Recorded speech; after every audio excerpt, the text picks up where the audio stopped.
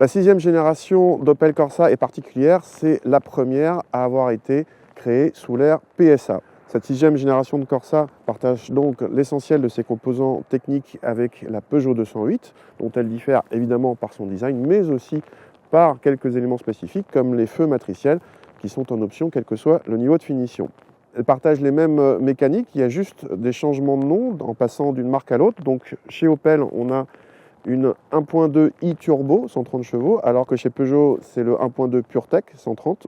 De la même manière, notre Corsa a une boîte qui s'appelle BVA8, alors que sur la 208, elle s'appelle EAT8. Cette motorisation 130 chevaux sur la Corsa n'est disponible que en boîte automatique et que avec la finition haut de gamme GS Line. C'est une finition qui est à la fois haut de gamme et qui se veut un petit peu dynamique. On la reconnaît à l'avant, notamment avec un bouclier qui la rend un petit peu plus agressif visuellement, et le détail qui tue à l'arrière avec la double sortie d'échappement chromée. À l'intérieur, la Corsa joue par rapport à la 208 la carte du classicisme, surtout dans cette version avec compteur à aiguille traditionnel au demeurant très lisible.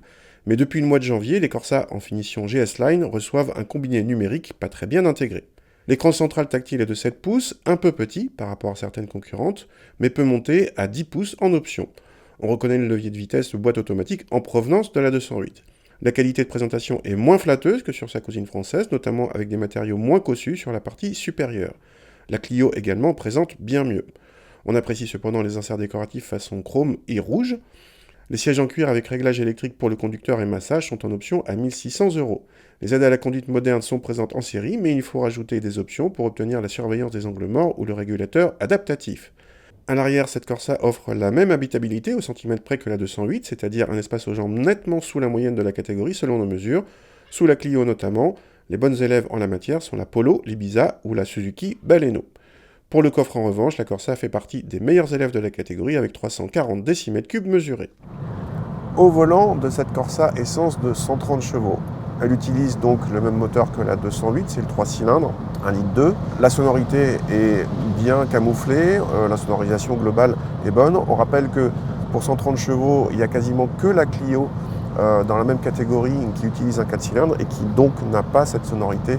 Si vous ne pouvez pas la supporter, c'est la Clio qu'il faut choisir.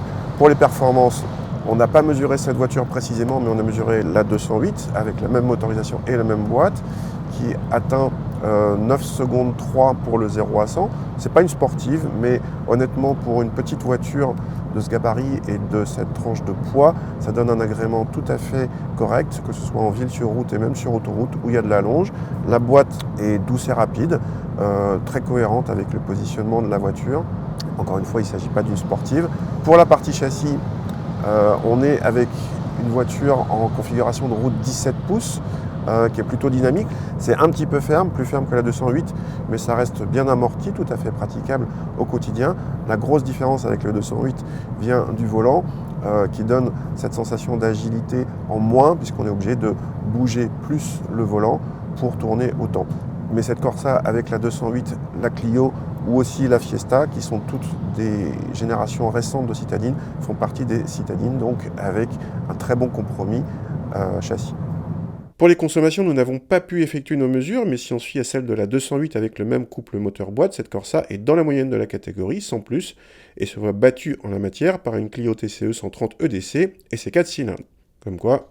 Pour les tarifs, la Corsa est a priori bien placée, puisque notre modèle d'essai le plus cher de la gamme thermique atteint les 22 100 € hors option, mais à ce tarif a priori intéressant, il faut rajouter les phares et essuie-glaces automatiques, bizarrement en option, mais aussi l'accès à bord et démarrage sans clé, la climatisation automatique, car elle est manuelle en série, ou encore le GPS intégré, si Android Auto ou Apple CarPlay ne vous conviennent pas.